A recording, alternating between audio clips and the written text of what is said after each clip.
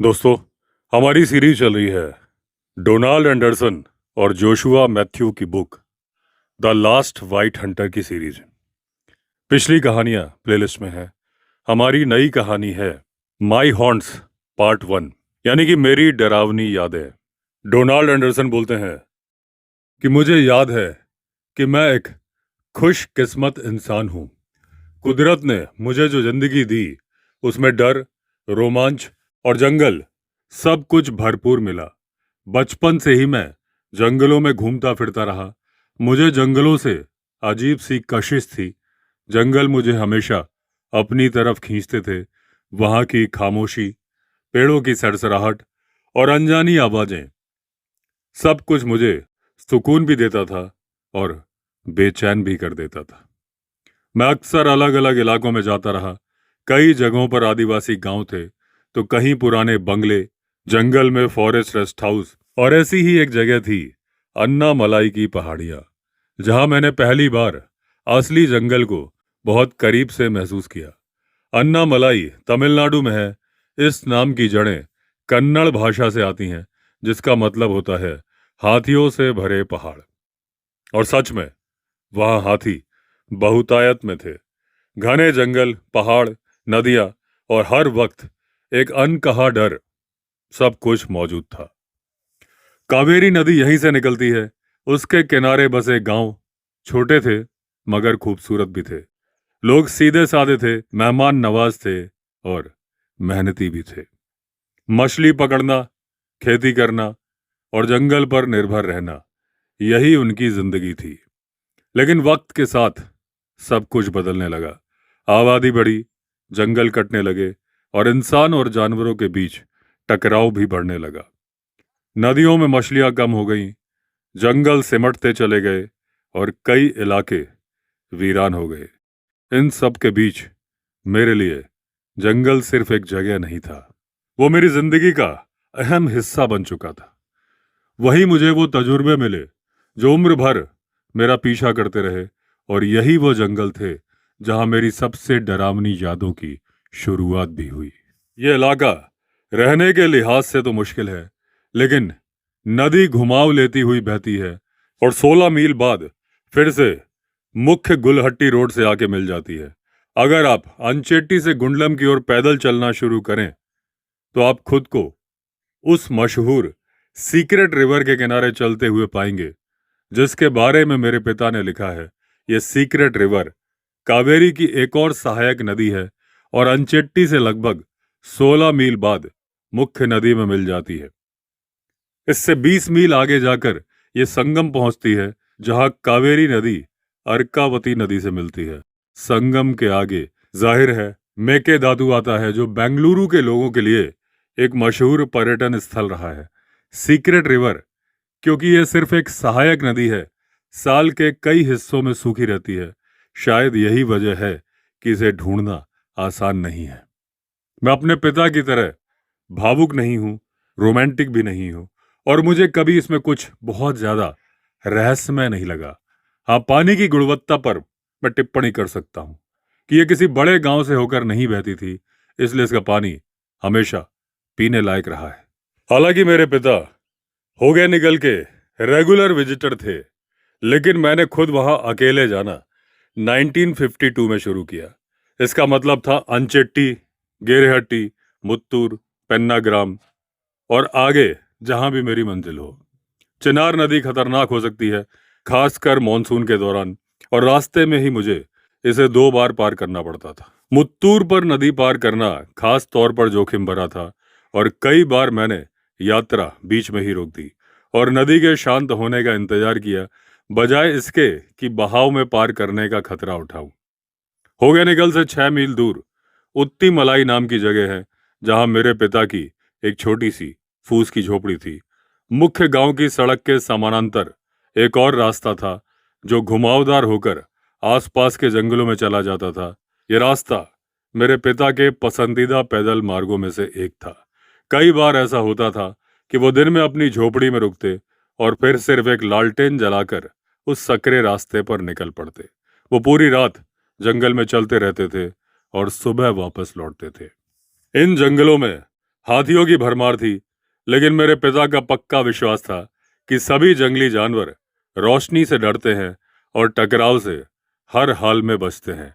बायरा, उनका शिकारी, जिसका जिक्र उनकी किताबों में अक्सर आता है, हमेशा उनका साथी रहता था और दोनों मिलकर एक अनोखी लेकिन अटूट जोड़ी बनाते थे।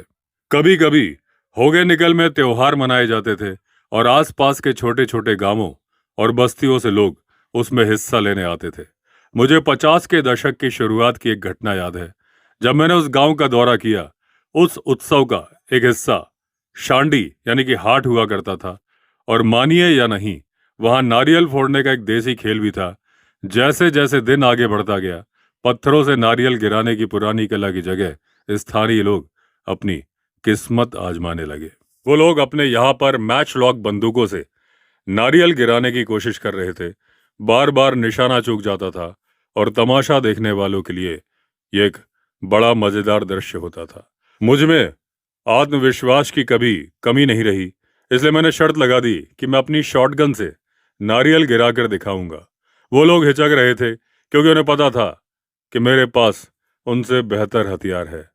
आखिर समझौता ये हुआ कि वे निशाना और दूर कर देंगे ताकि मुकाबला बराबरी का लगे। मैंने आसानी से नारियल गिरा दिया, लेकिन तभी मुझे एहसास हुआ कि ये लोग इसे हार मान लेंगे। उन्होंने कहा, दोराई, कोई मूर्ख भी जानता है कि तुम्हारी बंदूक बेहतर है, इससे तुम्हारी निशानेबाजी साबित नहीं होती। अगर हमें प्रभावित करना है तो हमारी ही बंदूक से करके दिखाओ। देखने वालों के अचरज और मेरी थोड़ी सी किस्मत से मैं पहली ही गोली में नारियल गिराने में कामयाब हो गया। इसके बाद दांव पेच और शोर शराबा बढ़ गया, माहौल गर्म होने लगा। तो अपनी अगली नाकामी उजागर होने से पहले ही चुपचाप मैं वहां से निकल आया। आजादी के बाद इन इलाकों में गलत गतिविधियों में तेजी से बढ़ोतरी हुई है। भले ही अंग्रेज अभी भी आसपास थे, लेकिन भारतीय लोग अमीर बनने की चाह में और ज्यादा बेखौफ हो गए थे। देसी मैच लॉक्स गन्स और देशी बम चलन में आ गए थे, जिनका इस्तेमाल ज्यादातर शिकार के लिए होता था। गर्मियों का मौसम सबसे खराब होता था। वो लोग हिरण और जंगली सुअर के लिए जल स्रोतों पर घात लगाकर बैठते थे। कई बार पानी में विस्फोट कर देते थे और मछलियों को बेधड़क मार डालते थे। रात के समय जंगल के वो रास्ते जो पहले सुनसान रहते थे, इसलिए नहीं कि जंगल में लोग नहीं थे, बल्कि इसलिए कि स्थानीय लोग मेरे पिता जैसे लोगों से बचते थे, अब हथियारबंद शिकारियों के गिरोह से टकरा जाने का खतरा लिए रहते थे। भले ही मेरी जिम्मेदारी थी कि मैं उन्हें अधिकारियों को सौंप दूं, लेकिन मैं ये भी जानता था कि कई बार वो बस घर के भूखे पेट भरने के लिए ऐसा कर रहे थे। वो लोग मेरा बहुत सम्मान करते थे क्योंकि मैं अक्सर अकेले, ना तो जानवरों से और ना ही किसी बुरी आत्मा से डरे बिना इन इलाकों में बैठा रहता था, और उनका मानना था कि मैं इन जगहों पर खूब आता जाता हूँ। वो अक्सर कहते थे कि मैं कितना खुशकिस्मत हूँ और मुझसे पूछते थे कि मेरे पास कौन सा ऐसा मंत्र है। मैं उन्हें धैर्य से समझाता था कि अगर वो जल स्रोत पर बैठे हों, अपने ऊपर कंबल ओढ़े हों, धूम्रपान कर रहे हों और बार बार कंबल उठाकर बुदबुदा रहे हों, तो 500 गज के भीतर कोई भी जानवर उस पानी के पास नहीं आएगा। मेरी सलाह के बावजूद कई बार किस्मत साथ दे ही देती है, तमाम मुश्किलों के खिलाफ। मेरे पिता की पसंदीदा जगहों में एक जावलगिरी भी थी, जहां उन्होंने 2 आदमखोरों को मार गिराया था, लेकिन इस जगह की लोकप्रियता का कारण बैंगलोर के पास होना था। सिर्फ 45 मील की दूरी होने के कारण उन्हें जल्दी निकल जाने का मौका मिल जाता था। शायद यही पहली बार था जब उन्होंने जंगल को एक त्वरित ठिकाने की तरह इस्तेमाल किया था। मुझे याद है कि मुझे वहां पर ले जाया जाता था। जब तक कि मैं अनुभवी शिकारी बन चुका था, तब तक मेरा शिकारी गाइड मुनियप्पा था। वो शोलगा या चेंचू जैसा किसी आदिवासी समुदाय से नहीं था, बल्कि तेलुगु बोलने वाला एक स्थानीय आदमी था जो वहीं रहता था। हालांकि उसे पीढ़ियों से मिली हुई शिकार कला नहीं मिली थी, फिर भी वो एक बेहतरीन सहायक था। ट्रैकिंग यानी पैरों के निशान पड़ने में जो कमी थी, उसकी भरपाई वो अपनी जबरदस्त हिम्मत और जज्बे से कर देता था। उसके पास थोड़ी सी जमीन और एक छोटी सी झोपड़ी थी, जो गांव से करीब आधा मील दूर जंगल की सरहद से लगी हुई थी। फॉरेस्ट बंगलों में रहना ज्यादा आरामदेह जरूर था, लेकिन वहां पहले से बुकिंग करवानी पड़ती थी। फीस देनी होती थी, और फिर भी कोई अफसर अचानक आ जाए तो आपको बाहर भी किया जा सकता था। बेंगलुरु के करीब होने की वजह से यह जगह ऐसी थी जहां मैं कुछ ही घंटों में पहुंच सकता था, और अक्सर बिना किसी योजना के अचानक निकल पड़ता था। नतीजा ये होता कि आखिरकार मैं मुनियप्पा की उसी झोपड़ी में जा पहुंचता। उसकी झोपड़ी से करीब 500 गज दूर फायर लाइन थी, और उसके आगे घना जंगल शुरू हो जाता था। झोपड़ी से जंगल साफ दिखाई देता था। एक दोपहर एक तेंदुए ने फायर लाइन पर ही उसकी गाय को मार डाला। मुनियप्पा ने उसे वहां से भगा तो दिया, लेकिन गाय को हटाया नहीं। किस्मत से मैं उस वक्त गांव में ही मौजूद था, और मैंने इसे एक बेहतरीन मौका समझा। गाय को ज्यादा नुकसान नहीं पहुंचा था, और मुझे पूरा यकीन था कि तेंदुआ वापस आएगा और पेट भर के अपने शिकार को खाएगा। आसपास कोई पेड़ ऐसा नहीं था जहां मैं छिप सकता, और मैं सोच ही रहा था कि क्या किया जाए। तभी दिमाग में एक तरकीब आई। मैंने मुनियप्पा को बुलाया और उससे जल्द से जल्द एक भूसे का ढेर हिस्टैग बनवाया। गांव में भूसे के ढेर आम बात है, और मुझे लगा कि तेंदुए को इसमें कोई शक नहीं होगा। कुछ और लोगों की मदद से हमने गाय के पास ही एक ठीक ठाक बड़ा भूसे का ढेर बना दिया, और मैं खुद उसमें घुस गया। ये एक शानदार छिपाव था, और मुझे पूरा भरोसा था कि मैं तेंदुए को धोखा दे सकता हूँ। उस वक्त मुनियप्पा के पास एक खुजली से भरा हुआ कुत्ता था, जिसका एक ही काम था उसका साथ देना। मुनियप्पा और वो कुत्ता थोड़ी दूरी पर अपनी झोपड़ी में चले गए, सख्त हिदायत के साथ कि कोई शोर ना किया जाए। शाम के करीब 6:30 बजे जब सूरज ढल रहा था, मैंने देखा एक जानवर बहुत धीरे धीरे गाय की तरफ बढ़ रहा है और खाना शुरू कर रहा है। मैंने अपनी राइफल कस के पकड़ ली, लेकिन ध्यान से देखने पर समझ में आया कि वो तेंदुआ नहीं था, बल्कि मुनियप्पा का वही बदनसीब कुत्ता था। अगर मुनियप्पा ये देख लेता तो उसे यकीनन दौरा पड़ जाता, मगर मुझे ज्यादा फिक्र कुत्ते की जान की थी। तेंदुआ किसी भी पल आ सकता था, और अगर कुत्ता वहीं रह गया तो तेंदुए के लिए ये दोहरी दावत होती। पहले स्टेक, फिर मिठाई में कुत्ता। मुझे हर हाल में कुत्ते को वापस भेजना था, इसलिए मैंने बहुत हल्की सी सीटी बजानी शुरू की, इस उम्मीद में कि आवाज किसी चिड़िया जैसी लगे और तेंदुए को जरा भी शक न हो। काफी कोशिशों के बाद भी कोई फायदा नहीं हुआ, क्योंकि वो मोंग्रेल कुत्ता अपने खाने में मस्त था। मैंने थोड़ा जोर से आवाज लगाई और यह तरकीब काम कर गई। वो मेरी तरफ दौड़ पड़ा। मैं मन ही मन खुश हो रहा था। तभी मैंने देखा कि उसके पीछे एक बड़ा तेंदुआ उसका पीछा कर रहा है। मैं पहले कभी ऐसी स्थिति में नहीं पड़ा था। समझ में नहीं आ रहा था कि बैठे बैठे ही गोली चलाऊं या फिर खड़ा हो जाऊं। सच कहूं तो मुझे ये बिल्कुल भी अच्छा नहीं लग रहा था कि मैं, कुत्ता और तेंदुआ तीनों एक साथ उसी भूसे के ढेर में हो। कुत्ते ने मेरा फैसला आसान कर दिया। वो मेरी छिपने की जगह के पास से मुझे पूरी तरह से नजरअंदाज करते हुए 5 फीट से भी कम दूरी पर से भागा और मुनियप्पा की झोपड़ी की ओर दौड़ पड़ा। डर से भरी उसकी आंखें झोपड़ी पर टिकी थी, जबकि तेंदुए की चमकती आंखें पूरी तरह से अपने शिकार पर लगी थी। मेरे सामने जीवन और मौत का यह नजारा चल रहा था।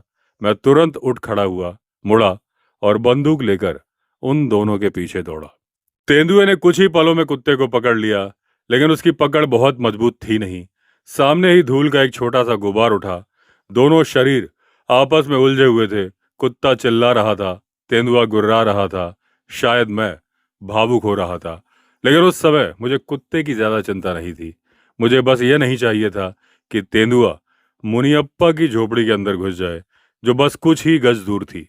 मैंने निशाना लगाया, गोली चला दी। मेरी किस्मत अच्छी थी, तेंदुआ वहीं ढेर हो गया।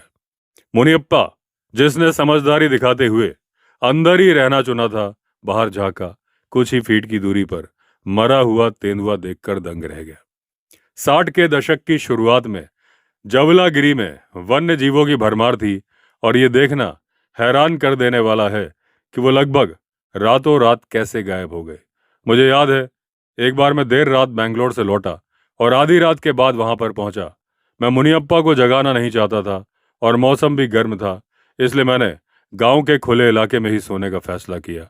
मुझे गांव के बीच खड़ा एक घास से भरा हुआ ट्रक दिखा, और मैंने सोचा कि रात बिताने के लिए यह बिल्कुल सही जगह है। योजना तब तक बढ़िया लगी जब तक कि किसी हल्की सी आवाज से मेरी नींद नहीं खुल गई। मैंने आंख खोली तो देखा एक विशाल नर हाथी अपनी सूंड बढ़ाकर मेरी बिछावन चबा रहा था, जैसे वो दुनिया की सबसे स्वादिष्ट चीज हो। यही थी जवलागिरी की असली जंगली दुनिया। बेलीगिरी रंगा पहाड़ियां, जिन्हें आमतौर पर BR हिल्स कहा जाता है, मेरे दिल के बहुत करीब हैं।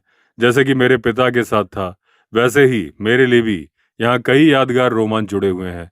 ये पहाड़ियां पूर्वी घाट का सबसे पूर्वी हिस्सा है और पश्चिमी घाट को बीच के पठारों और घाटियों के जरिए जोड़ती हैं। ये दो समानांतर पहाड़ियों से मिलकर बनी है। ये पहाड़ उत्तर दक्षिण दिशा में फैले हुए हैं।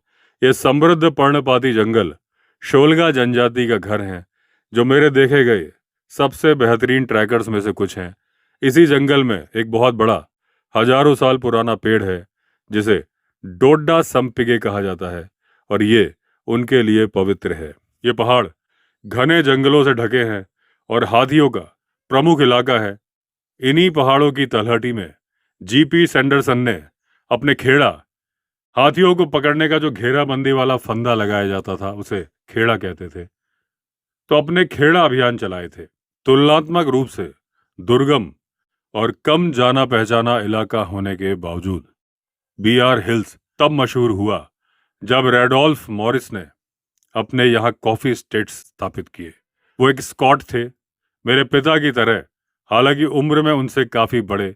कहानी ये है कि मॉरिस भारत जब आए थे तो बिल्कुल कंगाल थे और अलग अलग स्टेट्स पर छोटे मोटे काम करते रहे।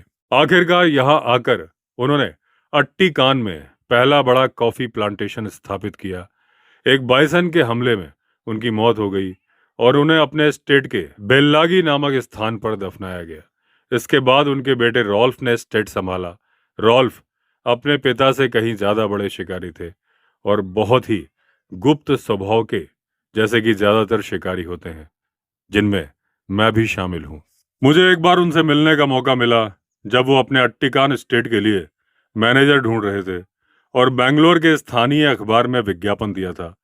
मैंने इसे बेंगलोर से निकलकर कहीं शांत जगह बसने का एक बेहतरीन मौका समझा, जहां तनख्वाह भी अच्छी हो और मेरे शिकार के शौक को भी बढ़ावा मिले, जो समय बार बार होने वाले खर्चों के कारण थोड़ा धीमा पड़ रहा था। अट्टिकान एक बेहद खूबसूरत इलाके में स्थित है, जहां वन्य जीवन की भरमार है, इसलिए मैंने ज़्यादा सोचा नहीं। मैंने आवेदन किया और उनका जवाब बहुत जल्दी आ गया। उन्होंने लिखा कि वो मुझसे मिलने के इच्छुक हैं और सचमुच एक हफ्ते बाद मुझे बेंगलुरु के वेस्ट एंड होटल में उनसे मिलने के लिए बुलाया गया।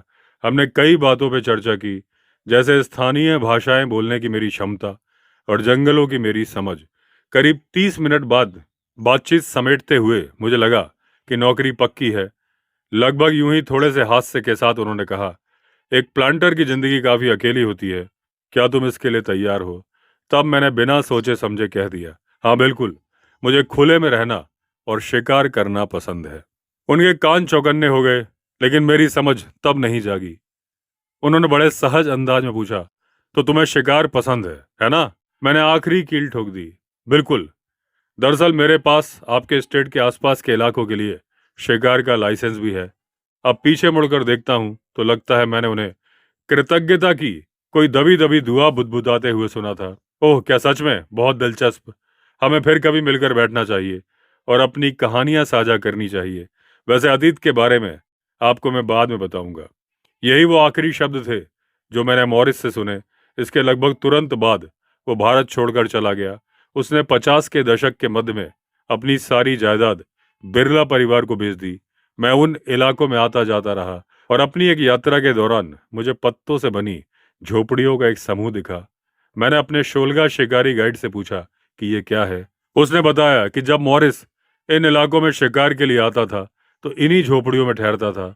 ये झोपड़ियां बहुत ही साधारण थी, बारिश से बचाव के अलावा इनमें कुछ भी नहीं था। इसका मतलब ये था कि मॉरिस अपनी आलीशान जागीरों की सुविधा छोड़कर यहाँ कई कई दिन ऐसे हालात में रहता था। यह इलाका बेहद दुर्गम था, दुनिया से कटा हुआ, झोंकों से भरा हुआ। ऐसे कठिन हालात में रहने के उसके जज्बे को देखकर मैं उसकी कद्र करने लगा। इससे इस दौर के उन अग्रदूतों के स्वभाव का पता चलता है। दिलचस्प बात यह है कि रॉल्फ और मेरे बीच एक शोलगा शिकारी गाइड साझा था, जिसके बारे में मैं आगे चलकर बात करूंगा।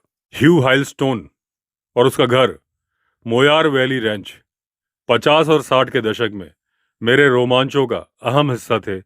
ह्यूगी सिर्फ एक बेहतरीन शिकारी ही नहीं था, बल्कि एक उद्यमी और चतुर व्यवसायी भी था। वो मेरे पिता से उम्र में छोटा था, लेकिन कई मामलों में दोनों काफी समान थे और अपने अपने तरीके से प्रतिभाशाली थे। जहां मेरे पिता की बुद्धि लेखन पर केंद्रित थी, वहीं अफसोस की बात यह थी कि उन्होंने कभी अपने दायरे को आगे नहीं बढ़ाया। दूसरी ओर हाइलस्टोन के पास कई क्रांतिकारी विचार थे और उसके लगभग सभी प्रयोग सफल रहे।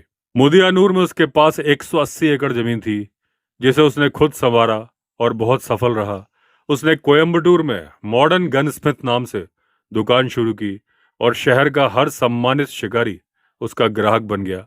उसने मेटल बिजनेस से जुड़ा हुआ एक और कारोबार भी शुरू किया, जो मुझे याद है वो भी सफल रहा। 50 के दशक के मध्य में इन इलाकों में बिजली कोई आम सुविधा नहीं थी, लेकिन हाइलस्टोन ने हार नहीं मानी। पवन चक्कियां, डायनमो और कार बैटरियों की मदद से उसने अपने बंगले के लिए बिजली तैयार कर ली। यह आसपास रहने वाले लोगों के लिए किसी जादू से कम नहीं था। हाइलस्टोन के घर तक पहुंचने के लिए आपको बीआर हिल्स से होकर गुजरना पड़ता था और डिम्बम को पार करना होता था, जहां कभी पहाड़ की चोटी पर एक सुंदर छोटा सा बंगला हुआ करता था। वहां से उतराई शुरू होती थी। ताला मलाई को पार करते हुए आखिरकार मुदियानूर के छोटे से गांव तक पहुंचा जाता था, जहां बाईं ओर उसका रेंच था। डिम्बम से मुदियानूर तक की सड़क बेहद खराब और कठिन हुआ करती थी। एक बार मैं मुदियानूर तक पहुंचा। वहां एक आदमी टाइगर का शिकार करने वाला था, शिकारी था। मैंने उससे पूछा कि तुम ऐसा क्यों कर रहे हो। उस आदमी ने मुझसे कहा कि वो टाइगर को मारने के बाद उसकी खाल को बेच देगा और उससे पैसे कमा लेगा। उसने बताया कि जंगल में कई जगह ऐसे लोग हैं जो शेर की खाल को खरीद लेते हैं, और उस आदमी ने कहा कि टाइगर को मारने के लिए वो चाहता है कि मैं उसकी मदद करूं। मैंने साफ मना कर दिया। मैंने उससे कहा कि मैं किसी भी हाल में ऐसा काम नहीं कर सकता। मैंने उसे समझाया कि बाघ कोई आम जानवर नहीं है, बल्कि जंगल का राजा है, और उसे मारना ना सिर्फ कानून के खिलाफ है, बल्कि गलत भी है। मैंने कहा अगर उसे लगता है कि टाइगर से उसे खतरा है, तो उसे वन विभाग और सरकार की मदद लेनी चाहिए। उसकी बातें सुनकर मुझे एहसास हुआ कि डर और लालच इंसान से क्या क्या करवा देता है। जंगल में रहने वाले लोग कई बार मजबूरी में गलत फैसले ले लेते हैं, लेकिन इसका मतलब ये नहीं कि हम उन फैसलों को सही ठहराएं। जंगल में हर जानवर की अपनी जगह और अपनी अहमियत है। अगर हम एक कड़ी तोड़ देंगे तो पूरा संतुलन बिगड़ जाएगा। यही वजह है कि टाइगर जैसे जानवरों की रक्षा सबसे ज्यादा जरूरी है। मैं जंगल में जा रहा था, टाइगर से मेरा सामना हुआ, लेकिन टाइगर ने मुझे देखा ही नहीं। मैं सोच ही रहा था कि इस टाइगर ने मुझे देखा कैसे नहीं। तभी मुझे अपनी ही बेवकूफ़ी का एहसास हुआ।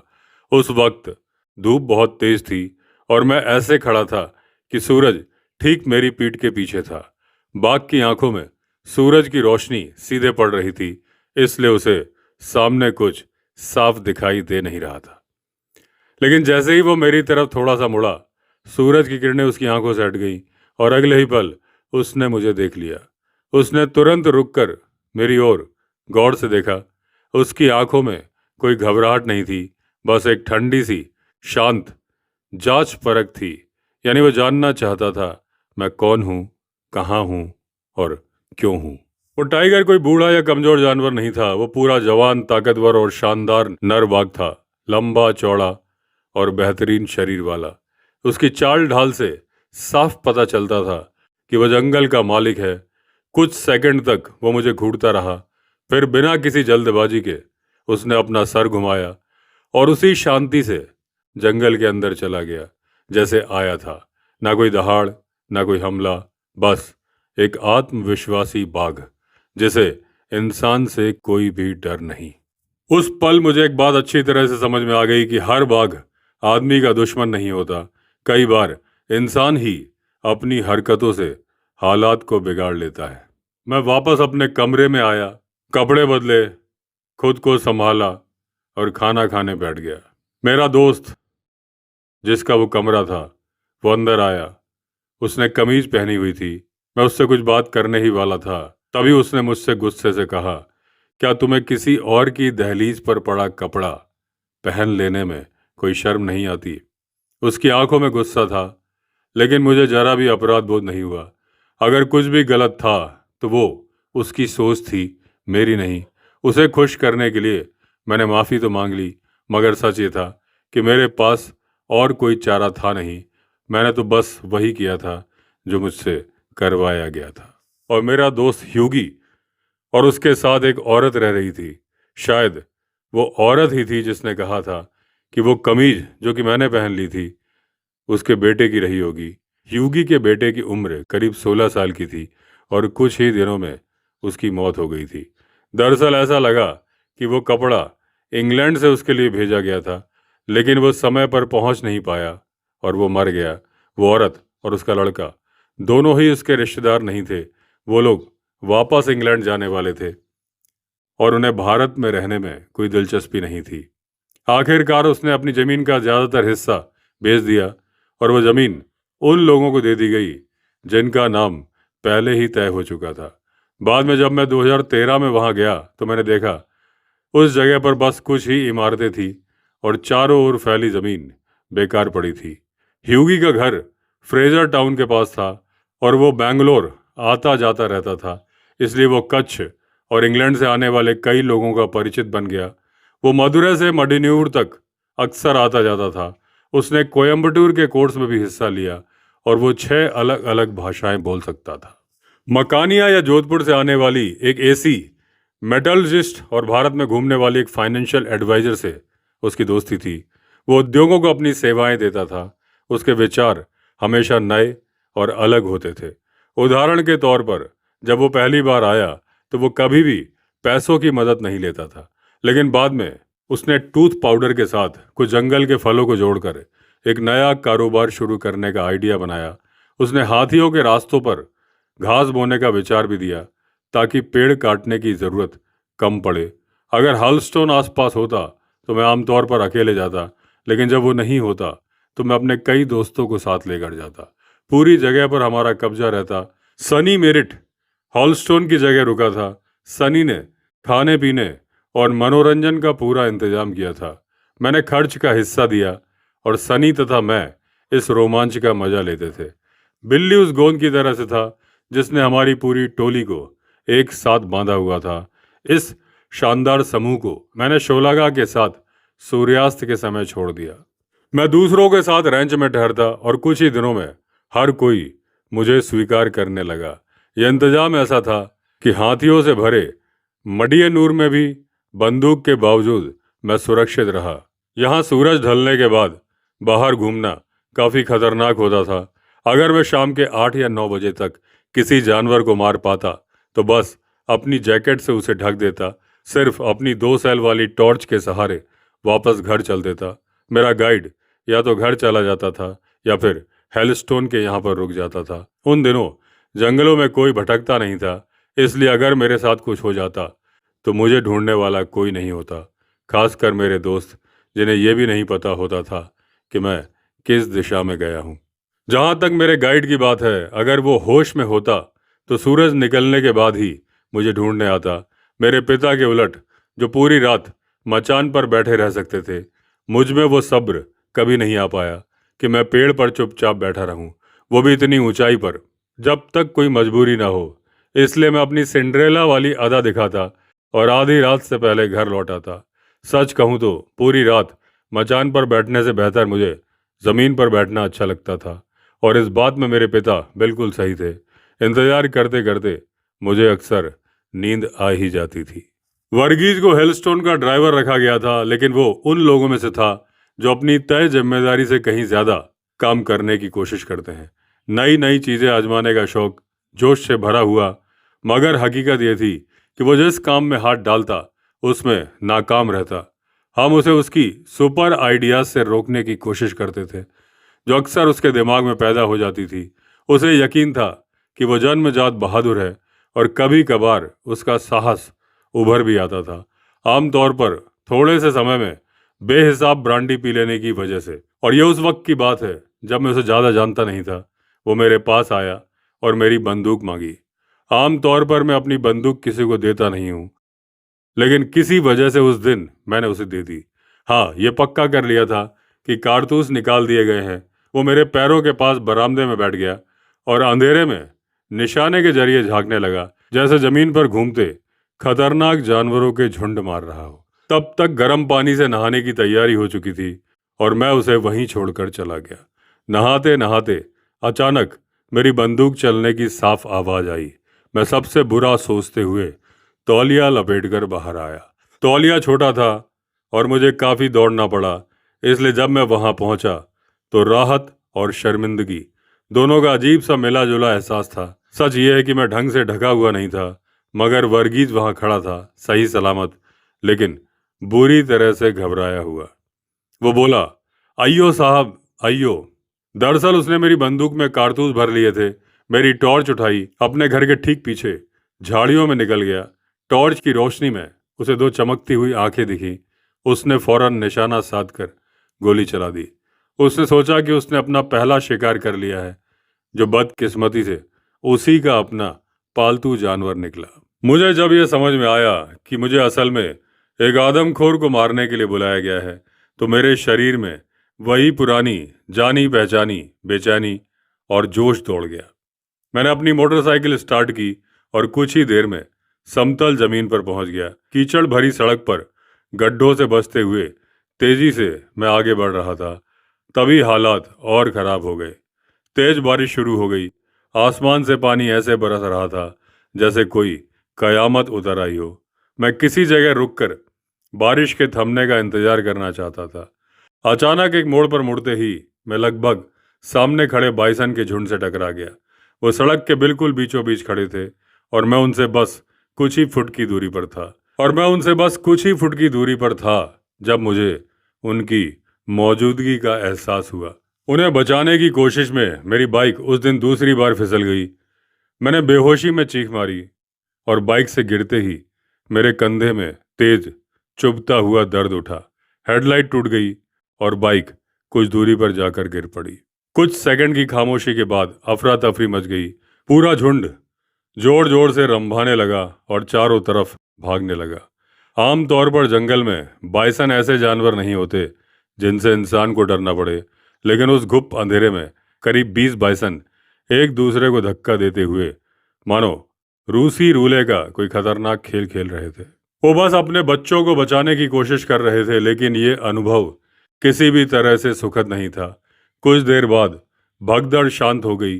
बीच बीच में किसी बाइसन की सूंघने या फुफकारने की आवाज के अलावा जंगल में फिर सन्नाटा छा गया। मेरा दिल भी धीरे धीरे शांत हुआ और मैंने खुद को संभाला। बाइक ज्यादा खराब नहीं हुई थी, सिर्फ लाइट टूटी थी। मैंने बाइक स्टार्ट की और बिना किसी रोशनी के अंधेरे जंगल की सड़क पर आगे बढ़ने की कोशिश की, जहां साफ साफ एक आदमखोर बाघ मौजूद था। मैं बाइक तेज नहीं चला सकता था क्योंकि आगे कुछ फुट से ज्यादा दिखाई नहीं पड़ रहा था, लेकिन मैं इतना धीमा भी नहीं चलना चाहता था कि बाघ की दिलचस्पी मुझ में बढ़ जाए। किस्मत से मैं अपनी पहली मंजिल शोलगा नाम की बस्ती में पहुंच गया, जहां मैंने अपने शिकारी गाइड रेशा को बुलाया। उसकी मदद से मैंने तुरंत चारा बांधने की कोशिश की, लेकिन पास के एक मवेशी बाड़े के मालिक ने भैंस बेचने से साफ इनकार कर दिया। जब मैंने उसे बताया कि यह चारा आदमखोर को मारने के लिए है, तो वो थोड़ा खुश तो हुआ, लेकिन फिर भी उसने चारा देने से मना कर दिया। झुंझलाकर मैंने तय किया कि मैं खुद ही आगे जाकर लोगों से बात करूंगा, शायद कोई आदमखोर के बारे में कुछ सुराग दे दे। रास्ते में मुझे कुछ मजदूर मिले जो किसी गाड़ी का इंतजार कर रहे थे। उन्होंने बताया कि यह वही सड़क है जहां टाइगर ने, यानी कि मैन ईटर टाइगर ने, अपना आखिरी शिकार किया था। इस हौसला बढ़ाने वाली जानकारी के बाद मैं आगे बढ़ा। मैं करीब 2 मील चल चुका था और घाट की एक ढलान वाली सड़क से नीचे उतर रहा था। तभी मैंने बाघ को देखा। वो वहीं था। वो मुंडेर पर अपने पिछले पैरों पर बैठा था और हम दोनों एक दूसरे को देखकर बराबर चौंक गए थे।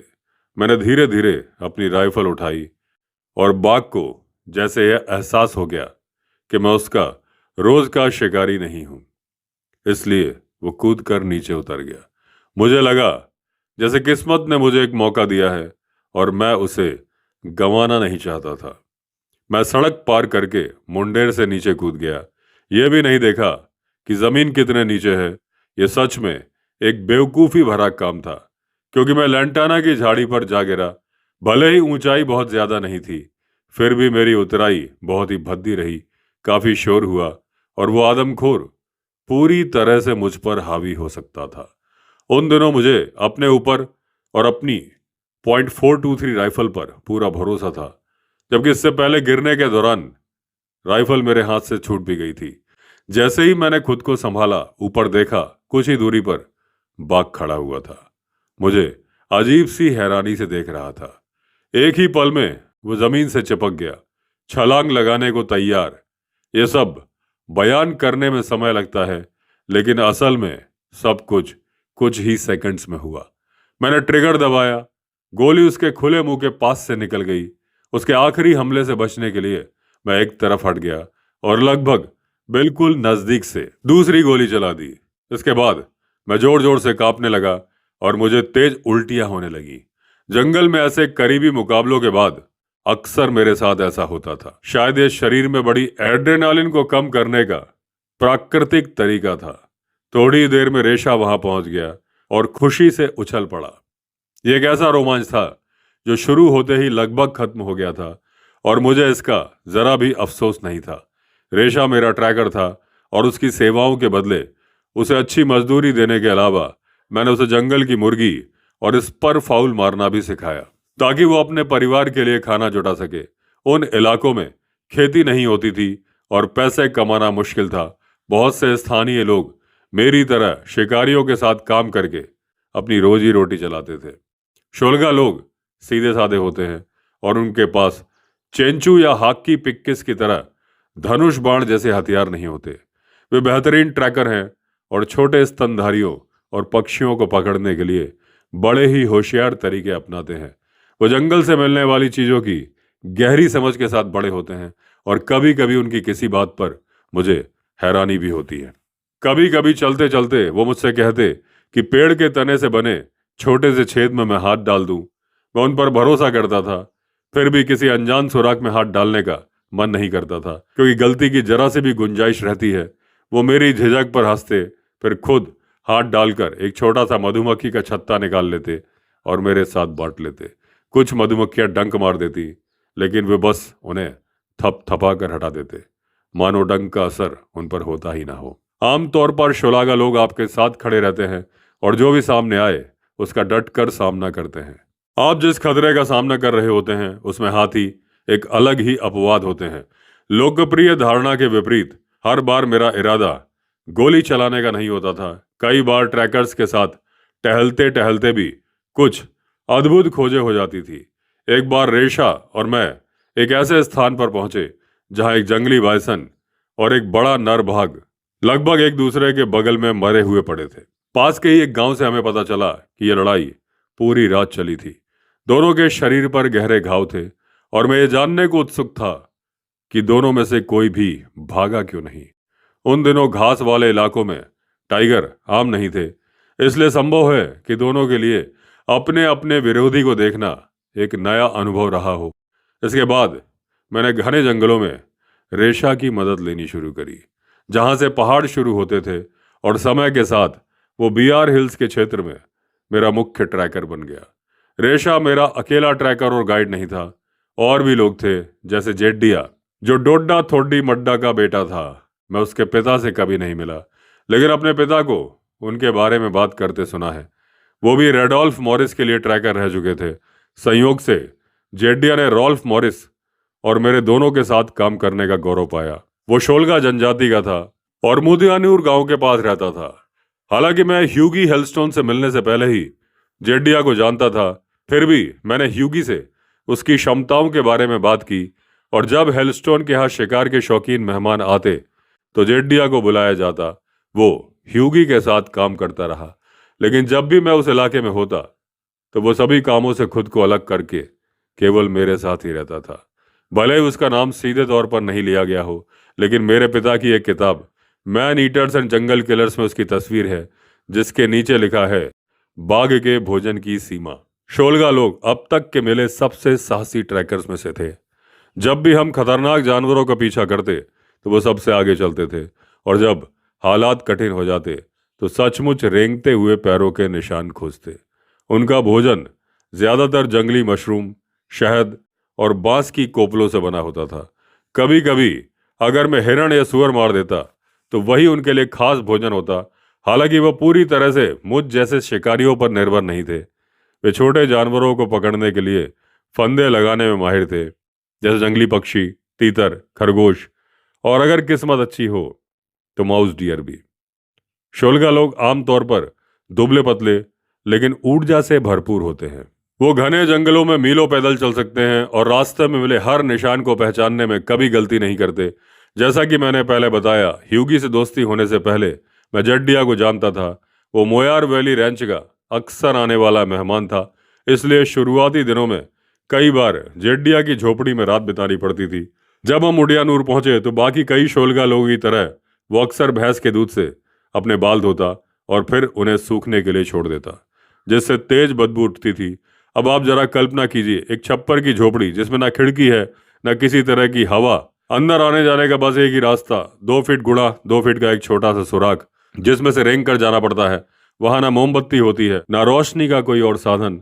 मैं कीचड़ भरी जमीन पर लेटा रहता और रात भर कीड़े मकोड़े मेरे ऊपर चढ़ते रहते। मुझे याद है, एक बार मैं देर शाम वहां पहुंचा। अगली सुबह जब उठा तो पता चला कि पूरे गांव में चेचक फैल चुकी थी। जेडिया के दिमाग में यह बात मुझे बताने का ख्याल तक नहीं आया। कुछ दिन बाद जब मैं घर पहुंचा तब तक मुझे भी खुजली शुरू हो चुकी थी। इससे यही पता चलता है कि इन लोगों के लिए बीमारी कोई बड़ी बात नहीं थी। अगर हो गई तो या तो ठीक हो जाओगे या फिर मर जाओगे। बीमारियों को लेकर वैसी घृणा या बदनामी नहीं थी जैसी कि हम रखते हैं। कई बार मैंने खुले में सोने का सोचा, लेकिन यह इलाका हाथियों का था। ऊपर से मेरी थकी हुई और दर्द से भरी देह। जेडिया के 5 सितारा इलाज के बाद मेरी सूंघने की ताकत भी जैसे बंद हो जाती थी। हमारे रोजमर्रा के काम और रस्में बस नाम की थी।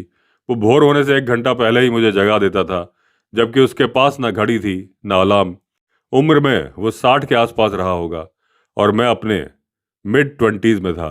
लेकिन वो बूढ़ा आदमी गजब का सख्त जान था। उसे किसी बात की परवाह नहीं थी और जंगल में निकलते समय उसके अंदर गजब की ऊर्जा रहती थी। कभी कभी हम एक झील तक पैदल जाया करते थे, जो हेलस्टोन की जमीन और मुडियानूर गांव के बीच स्थित थी। झील के किनारे थोड़ी ऊंचाई वाली जगह पर बैठकर हम उन जंगली सुअरों को देखते थे जो रात में खेती वाले खेतों में धावा बोलकर लौटते थे। उनके लिए झील एक जरूरी ठिकाना थी, प्यास बुझाने के लिए और जलकुंभी वाटर हाइसिंथ के कंद खाने के लिए। जैसे जैसे हम झील के एक हिस्से को घेरते हुए आगे बढ़ते, आसमान में पूरब की ओर सुबह की पहली रोशनी की हल्की हल्की धारियां दिखने लगती थीं और हम सब उस जगह पहुंच जाते जहां से मैं सुअर पर निशाना लगा सकता था। जहां सुअर गिरता उसके हिसाब से मैं या तो किनारे पर रहता या बर्फ जैसे ठंडे पानी में उतरकर लाइट जलाता। सही जानवर को चुनता और उसे ढेर कर देता, जबकि बाकी सुअर भाग खड़े होते। एक से ज्यादा बार ऐसा हुआ कि मुझे पानी में खड़ा कोई हाथी दिखाई नहीं दिया और गोली की आवाज से उसकी नींद टूट गई। वो गुस्से में पानी उछालता हुआ झाड़ियों की ओर भाग जाता। इस रुकावट से खिन्न होकर सुअर को मारने के बाद जेडिया मांस को अपने गांव तक पहुंचाने के लिए मदद लेकर आता। मेरे लिए ये रोमांच था, लेकिन गांव के लिए इसका मतलब पूरे हफ्ते का खाना था। इसलिए हमारी ये छोटी सी मुहिम हम दोनों के लिए अपने अपने तरीके से संतोषजनक थी। तालामलाई और तलावाड़ी के इलाके में चारों ओर घनी वनस्पति के बीच बहुत सी दलदली जमीन और झीलें हैं, और यही वजह है कि यह बाइसन और हाथियों का बेहतरीन इलाका माना जाता है। शोलगा जनजाति के लोग गांव वालों में सबसे ईमानदार माने जाते हैं, बहुत सरल और बेहद वफादार। बहुपत्नी प्रथा वहां आम थी और जेडिया अपने घर को सख्ती से चलाता था। हर सदस्य के लिए काम तय था। ऐसा कोई इंतजाम था कि हर पत्नी कुछ ना कुछ काम करती और मुझे लगता है हफ्ते हफ्ते काम बदलते रहते थे। बिना किसी औपचारिक शिक्षा के भी वे उस व्यवस्था को सफलतापूर्वक चलाते थे। वो सिर्फ इसी काम में नहीं बल्कि जो भी करते थे उसमें निपुण थे और अपनी गरीबी के बावजूद हमेशा खुश मिजाज और भले स्वभाव के रहते थे। अब सब कुछ बदल गया है और कोयम्बटूर और बेंगलोर जैसे शहरों से आए लोगों ने उन्हें बिगाड़ दिया है। अब मैं जेड्डिया के साथ हुई घटना और उससे जुड़ी हुई अपनी एक बेहद करीबी बच निकलने की कहानी सुनाता हूँ। एक देर दोपहर मैं तालामलाई रोड पर शिकार पर निकला था। तभी हमारी मुलाकात बैलगाड़ियों के एक काफिले से हुई। यह एक शादी का काफिला था जो समारोह से लौट रहा था। करीब 20 लोग थे और वो मुझे देखकर बहुत राहत महसूस कर रहे थे। उन्होंने बताया कि एक बेकाबू नर हाथी ने उनका पीछा किया था। कई लोग घायल हो गए थे। उसने एक बूढ़े आदमी को घायल कर दिया जो दौड़ने में धीमा था, और एक बैल पर भी हमला कर दिया था। दूसरा बैल जंगल की ओर भाग गया था और वो किसी चमत्कार के इंतजार में वहीं रुके हुए थे, ये जानते हुए भी कि वो जानवर वापस आ सकता है। मैं इस इलाके को अच्छी तरह से जानता था और जेड्डिया भी इस बात से सहमत था कि वो बेकाबू हाथी किसी निश्चित जगह पर ही होने की संभावना रखता है। वो जगह थी पानी का वो कुंड, जो कि जहां हम थे वहां से लगभग 2 मील की दूरी पर था। इसलिए मैं जेड्डिया को साथ लेकर उस तरफ बढ़ा। उन दिनों हम 3 तरह की गोलियां इस्तेमाल करते थे: सॉफ्ट नोज, स्प्लिट नोज और हार्ड नोज, या फिर सॉलिड गोलियां। ज्यादातर लोग हिरण, जंगली सुअर, तेंदुए और बाघ का शिकार करते थे। यह इस बात पर निर्भर करता था कि आप कितना खतरा उठाना चाहते हैं, और इसके लिए सॉफ्ट नोज गोलियां ही चलती थी। हाथी का शिकार सख्त मना था, इसलिए बेंगलोर की दुकानों में सॉलिड गोलियां बहुत कम मिलती थी। स्वाभाविक है कि उस समय मेरे पास भी ऐसी गोलियां नहीं थीं, लेकिन मैं तब जवान था, साहसी और कुछ ज्यादा ही आत्मविश्वासी, यानी कि ओवर कॉन्फिडेंट। हाथी का पीछा करने में जो जोखिम था उस पर मैंने ज्यादा सोचा ही नहीं। जेड्डिया आगे गया और थोड़ी देर में लौट आया। उसने पुष्टि की कि जैसा कि हमने अंदाजा लगाया था, हाथी पानी पीने के लिए कुंड पर ही है। उस जगह तक पहुंचने का सबसे आसान रास्ता एक जानवरों की पगडंडी से होकर जाता था। हालांकि सीधे जाने में खतरा था, फिर भी मैंने वही रास्ता चुना। दूसरा विकल्प यह था कि मैं ऊंची घास के पास से उसका पीछा करूं, जहां वो मुझे सूंघ लेता और मुझे देखने से पहले ही मैं उसकी दया पर होता। दुर्भाग्य से चीजें योजना के मुताबिक हुई नहीं। जैसे ही हम पगडंडी पर चल रहे थे, उसने हमारी मौजूदगी भांप ली और हम उसे तुरंत ही देख बैठे। ठीक वैसे ही जैसे कोई धावक स्टार्टिंग पिस्टल की आवाज के लिए तैयार रहता है, उसने सिर ऊंचा किया और सूंड को दांतों के बीच मोड़ लिया। उसकी आंखों में उफनता हुआ गुस्सा साफ नजर आ रहा था, मानो उसने जो तबाही मचाई थी वो काफी ना हो। वो बुल एलिफेंट चिंगाड़ा और एक्सप्रेस ट्रेन की तरह हम पर टूट पड़ा। नफरत से भरी चीख के साथ वो तेजी से जमीन नाप रहा था, बेलगाम ताकत के साथ। मुझे पता था कि अगर सामने से सिर का निशाना लेकर मैं सॉफ्ट नोज गोली चलाऊं तो उसे रोकने का मेरे पास बिल्कुल मौका नहीं है। इसलिए मुझे वही करना पड़ा जो जरूरी था।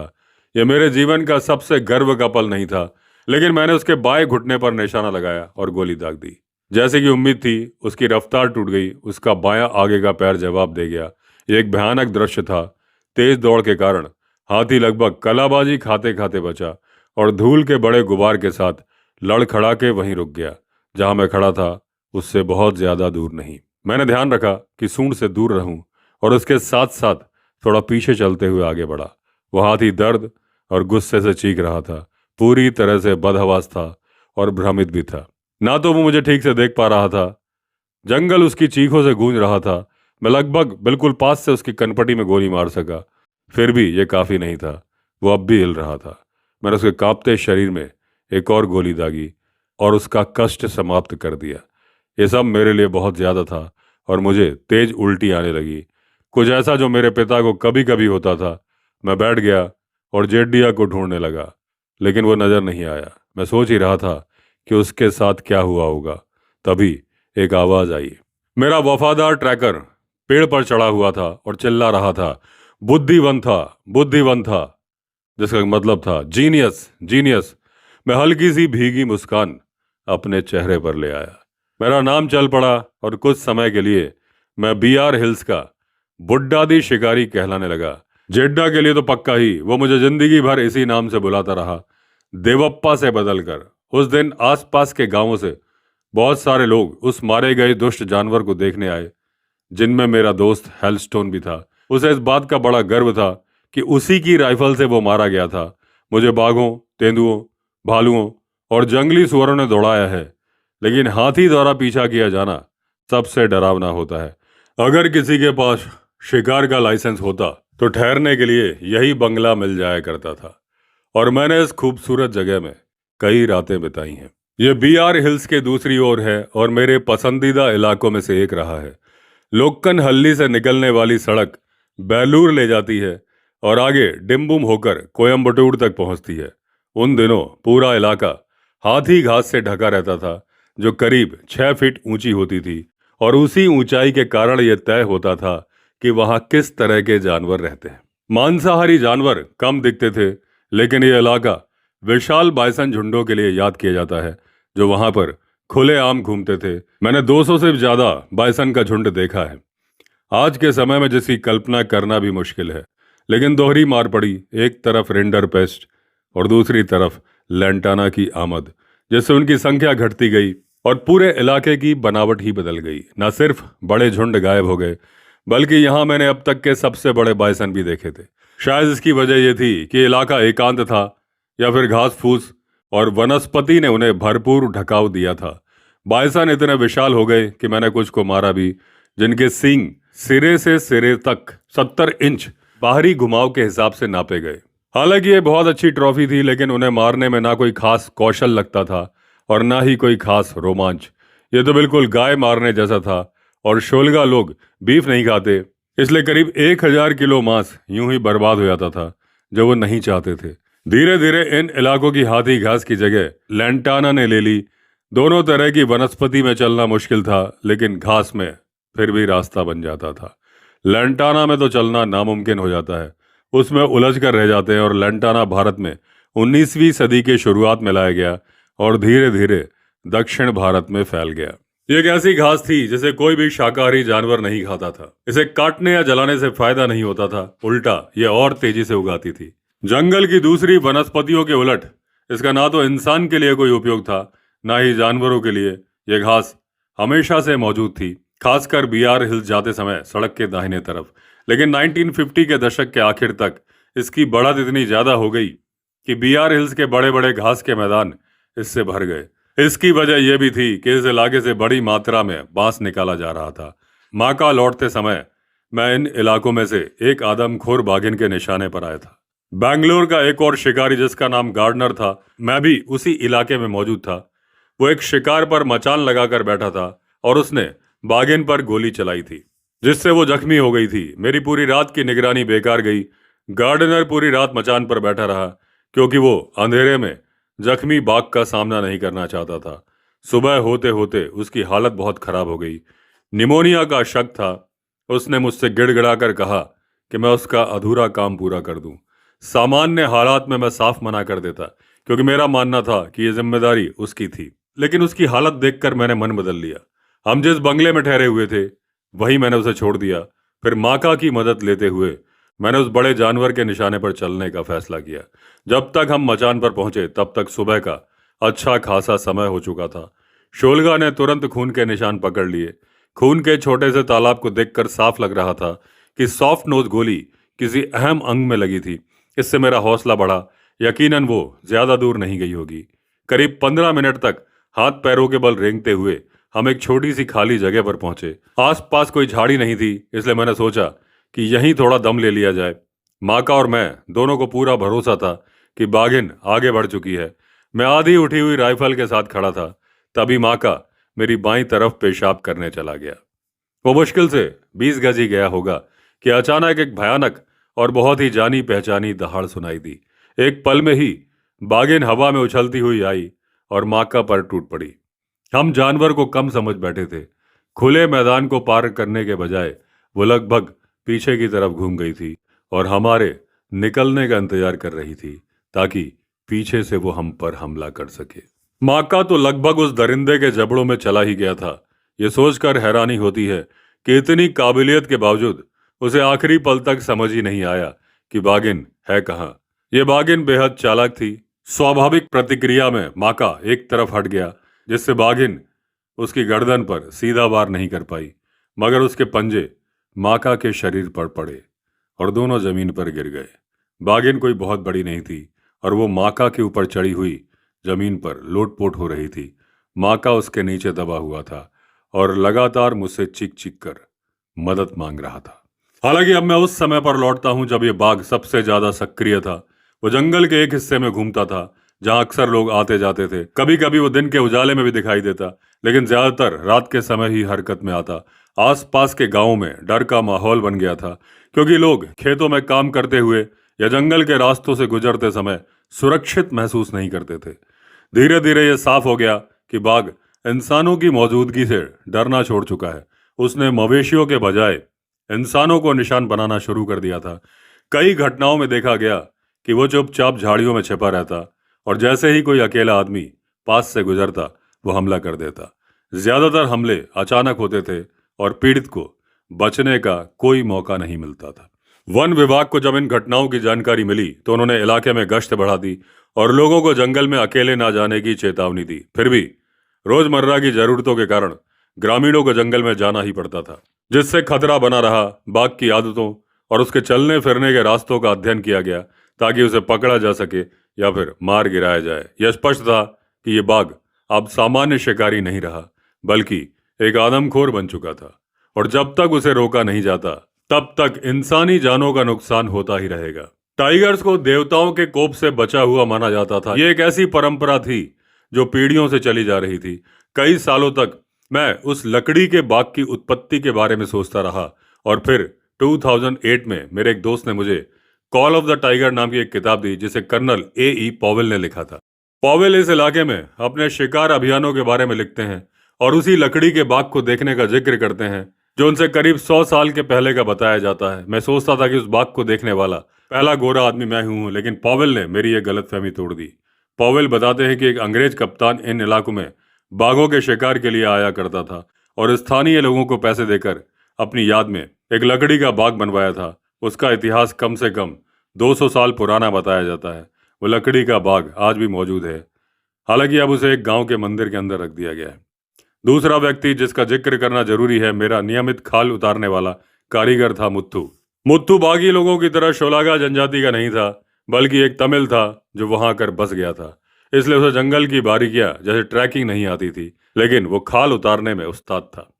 वो माका के साथ मिलकर काम करता था और उसका असली काम तब शुरू होता जब कोई जानवर मारा जाता था।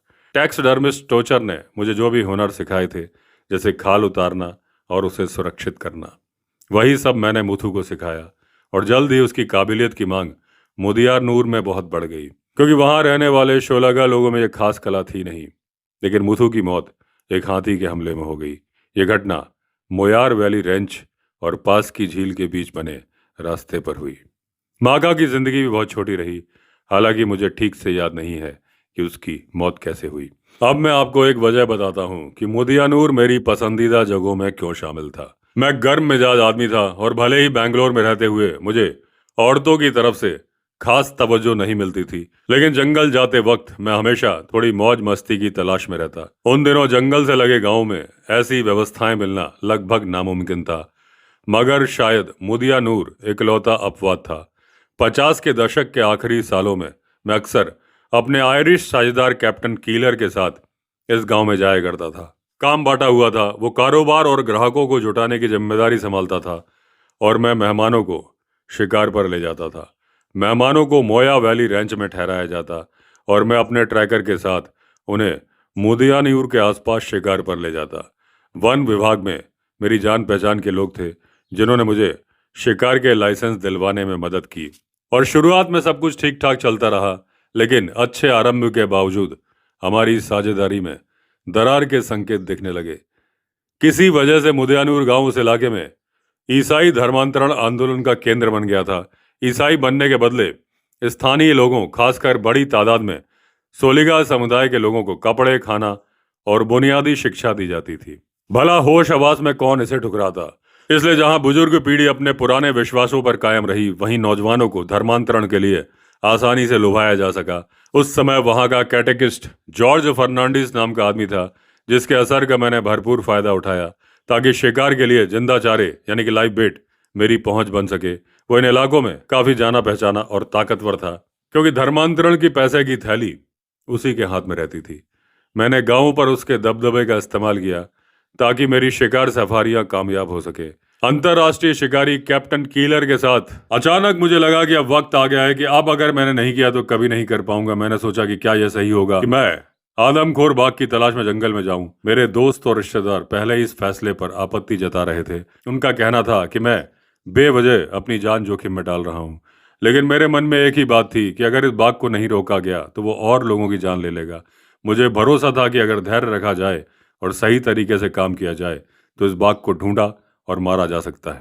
अब आपको बात बताता हूँ एक आदमखोर बाघ की, जिसने पूरे इलाके में आतंक मचाया हुआ था। मुझे लगा कि अब वक्त आ गया है और अगर अब नहीं किया तो कभी नहीं कर पाऊंगा। मैंने सोचा क्या ये सही होगा कि जंगल में मैं इस आदमखोर बाघ की तलाश में जाऊं। मेरे दोस्त और रिश्तेदार पहले इस फैसले पर आपत्ति जता रहे थे। उनका कहना था कि मैं बेवजह अपनी जान जोखिम में डाल रहा हूं। लेकिन मेरे मन में एक ही बात थी, अगर इस बाघ को नहीं रोका गया तो वो और लोगों की जान ले लेगा। मुझे भरोसा था अगर धैर्य रखा जाए और सही तरीके से काम किया जाए तो इस बाघ को ढूंढा और मारा जा सकता है। मैंने अपने साथ ऐसे लोगों को चुना जो जंगल और बाघ दोनों को अच्छी तरह से जानते थे। तैयारी पूरी होने के बाद हम उस इलाके की ओर निकल पड़े जहां बाघों के हमलों की खबरें लगातार आ रही थीं। रास्ता मुश्किल था, घना जंगल, ऊबड़ खाबड़ पगडंडियां और हर वक्त खतरे का एहसास। जैसे जैसे हम आगे बढ़ते गए बाघ की मौजूदगी के निशान मिलने लगे। पंजों के ताजा खून, खून के धब्बे और मवेशियों के अवशेष। इससे साफ था कि बाघ अभी आसपास ही है और रात को जंगल की खामोशी और भी डरावनी लग रही थी। हमने पूरी सतर्कता के साथ इंतजार किया, हर आहट पर ध्यान, हर साए पर नजर। यह सिर्फ शिकार नहीं था बल्कि एक जिम्मेदारी थी, उन लोगों की सुरक्षा की जिम्मेदारी जो इस जंगल के आसपास रहते थे। इसी तरह से एक बार मैं लेपर्ड के शिकार पर गया। लेपर्ड मेरे सामने आ गया। मैंने निशाना मारा लेकिन निशाना सही जगह पर नहीं लगा। लेकिन पैंथर घायल हो चुका था। हालांकि गोली अपने निशाने से चूक गई थी। मैं काम पहले भी कर चुका था, इसलिए मैंने तय किया कि सुबह होने का इंतजार करूं। अंधेरे में घायल पैंथर का पीछा करना आत्महत्या जैसा होता है, और वो भी बहुत दर्दनाक। चूंकि मैंने उसे काफी नजदीकी से गोली मारी थी, इसलिए इस बात की अच्छी संभावना थी कि वो अगली सुबह तक मर चुका होगा, या फिर गोली से इतना ज्यादा नुकसान हुआ होगा कि जबरदस्त खून बहने से वो इतना कमजोर पड़ जाएगा कि मुझ पर हमला नहीं कर पाएगा। फिर भी मैं अपवादों को जानता था, जैसे रामनगरम की वो घटना जहां एक पैंथर जिसका निचला जबड़ा उड़ चुका था और फिर भी वो पूरी जान के साथ मुझ पर झपट पड़ा था और लगभग लड़ाई जीत ही गया था। बंगले की ओर लौटते समय मैंने मजदूरों की बुदबुदाहट सुनी। मैं उनके पास गया और उन्हें पूरी घटना बताई। मैंने उन्हें सख्त हिदायत दी कि मेरे आदेश के बिना कोई भी उस जगह के पास ना जाए। मैंने ह्यूगी को बताया कि सुबह होते ही मैं कुप्पा, एक बेहतरीन ट्रैकर को साथ लेकर काम पूरा करने जाऊंगा। अब माँ का नहीं रहा था, लेकिन मुझे पूरा भरोसा था कि कुप्पा माँ का जितना ही काबिल है। मेरी अगली सुबह की योजना सुनकर तमाम शिकार करने के बावजूद ह्यूगी की आंखों में चमक आ गई। रात बेचैन गुजरी, जैसी हर शिकारी की होती है जब किसी घायल जानवर का पीछा करके उसे ढेर करना हो। मुझे आज तक ऐसा कोई सच्चा शिकारी नहीं मिला जो ये कह सके कि घायल पैंथर या बाघ का पीछा करते समय उसके भीतर घबराहट नहीं होती। और ये काम किसी भी नए शिकारी को हल्के में नहीं लेना चाहिए।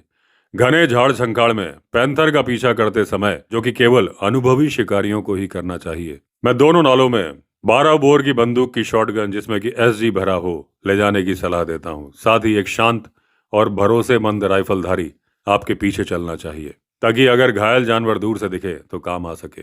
बोर की हल्की सी आवाज के साथ मेरा भरोसेमंद कुप्पा मुझे जगा गया। मैंने गोला बारूद जांचा, बंदूकें भरी और एहतियात के तौर पर अतिरिक्त कारतूस भी साथ ले लिए। अंत में मैंने एक छोटी सी प्रार्थना की। जैसे ही मैं ह्यूगी की शुभकामनाओं के साथ बंगले से निकला, आसमान से अंधेरा छटने लगा। थोड़ी ही देर में हमें खून की पगडंडी मिल गई, जो पहले हाफ सर्किल में घूमती हुई आगे बढ़ी। रास्ता आसान नहीं था, कॉफी की झाड़ियां छाती तक ऊंची थी और चारों हाथ पांव पर आए बिना पैंथर को देख पाना मुश्किल ही नहीं, नामुमकिन था। इसलिए हम दोनों घुटनों के बल रेंगते हुए बेहद धीरे धीरे आगे बढ़े, पूरी तरह से खामोशी बनाए रखते हुए। सूरज की पहली किरणों ने जमे हुए खून के छोटे छोटे तालाबों को चमका दिया और मैंने अंदाजा लगाया कि पैंथर के फेफड़ों में गोली लगी होगी। वो बार बार लेटा होगा। यह दिखाता था कि चोट गंभीर थी। पगडंडी लगभग आधा मील तक गई और फिर बागान की सरहद से सटे हुए जंगल में घुस गई। इस तरह पीछा करते करते हमें 1 घंटे से भी ज्यादा समय लग चुका था। हम बहुत धीरे धीरे और सावधानी से आगे बढ़ रहे थे। जंगल में घुसने के बाद हम लगभग 200 गज तक आगे बढ़े और फिर खून का निशान अचानक खत्म हो गया। हमने एक दूसरे की ओर देखा और इशारे से समझाया कि शायद वो किसी और दिशा में चला गया है। अब हमें अपनी रणनीति बदलनी पड़ेगी। ये तर्क संगत बात हमारे दिमाग में उस समय आई ही नहीं जब हम जमीन को ध्यान से टटोलते रहे। मैंने देखा कुप्पा मुझसे लगभग 10 गज की दूरी पर खड़ा था और झाड़ियों के अंदर से झांक रहा था। एक पल में, इससे पहले कि मैं संभल पाता, आधी दहाड़ और आधी खांसी जैसी आवाज आई जिसने मुझे दहशत में डाल दिया। मैंने देखा एक गहरे हुए रंग की एक झलक बिजली की रफ्तार से हमारे बीच खड़े एक छोटे से पेड़ के पीछे से निकलकर कुप्पा की ओर लपकी। जो दृश्य मेरे सामने था बेहद डरावना था। कुप्पा और पैंथर जमीन पर लोटपोट हो रहे थे और साफ था कि बिल्ली जाति के उस जानवर का पड़ला भारी था। उसके दांत कुप्पा के कंधे में धंसे हुए थे। मैं देख सकता था कि अपने आगे और पीछे दोनों पैरों से उसे बार बार नोच रहा था। कुप्पा अपनी हंसिया से पैंथर पर वार कर रहा था, लेकिन उसका जानवर पर कोई खास असर नहीं पड़ रहा था। मैंने अपनी बंदूक उठाई, लेकिन गोली चला नहीं सका क्योंकि मेरी एसजी कारतूस में 9 छर्रे थे और मुझे पूरा यकीन था कि मैं कुप्पा को ही मार बैठूंगा। ये मुझे माका वाली घटना की याद दिला गया। एकदम वैसा ही अनुभव। तभी पैंथर ने कुप्पा को छोड़ दिया और नफरत से भरी आंखों से मेरी ओर मुड़ गया। मैंने देखा कि जानवर खून से लथपथ था। थोड़ा खून उसकी अपनी चोट का था, लेकिन ज्यादातर कुप्पा का ही था। मुझे बस दांत और नाखून ही दिख रहे थे। जब वो अपनी पूंछ हवा में अजीब तरह से उठाए मुझ पर आखिरी हमला करने को दौड़ा, मेरी बंदूक पहले बोली। कान फाड़ देने वाली आवाज के साथ जब मेरी बाईं नली से गोली चली, पैंथर पलटा और मेरे पैरों के पास आ गिरा। जैसे ही वो तड़प रहा था, मैंने उसके कान में दूसरी गोली दाग दी। हालांकि उसकी जरूरत थी नहीं। मैं देख सकता था कि उसका शरीर कांप रहा था, उसके पैर झटके मार रहे थे। मैंने उल्टी करने की तीव्र इच्छा को किसी तरह से काबू में रखा और कुप्पा की ओर मुड़ा। वहां जो दृश्य था उसने मुझे अंदर तक हिला दिया। वो बुरी तरह से जख्मी हो चुका था। उसकी छाती फट चुकी थी और शायद उसके फेफड़े भी छलनी हो गए थे। उसने उठने की कोशिश की, लेकिन मैंने उससे कहा कि वो हिले नहीं और मैं मदद लेकर लौटूंगा। मैं दौड़कर बंगले तक गया, कुछ लोगों को साथ लेकर लौटा ताकि कुप्पा को उठाकर ले जा सके। लेकिन जब तक हम पहुंचे समझ गए कि अब बहुत देर हो चुकी थी। वो मर चुका था। उसकी आंखें खुली थी और वे अपने दुश्मन की ओर देख रही थी जो कुछ गज की दूरी पर पड़ा था। मेरी आंखों से आंसू निकल आए। मैं कुप्पा को बहुत चाहता था। वो बहुत ही जवान था। मैंने उसकी मौत के लिए खुद को दोषी ठहराया, लेकिन मुझे पता था कि कुप्पा ये बात मेरे खिलाफ नहीं रखेगा। जहां भी वो होगा, वो जानता था कि मैंने पूरी कोशिश की थी। मैंने उसकी आंखें बंद की और उससे वादा किया कि मैं उसे फिर कभी याद करूंगा। हमारी सारी शिकारी कहानियां, खासकर इस दिन की, दोबारा सुनाऊंगा। उस दिन उस बहादुर छोटे से पैंथर के साथ हुई घटना ने, जो संयोग से सिर्फ 5 फीट 8 इंचेस लंबा था, मुझे हमेशा के लिए बदल दिया। तो दोस्तों, ये था डोनाल्ड एंडरसन की कहानी माई हॉन्ट्स का पहला भाग। दूसरे भाग में फिर मिलेंगे। अगर आपने चैनल सब्सक्राइब नहीं किया है तो चैनल सब्सक्राइब कर लीजिए। चलिए फिर मिलते हैं। तब तक के लिए all the best. Vande Mataram.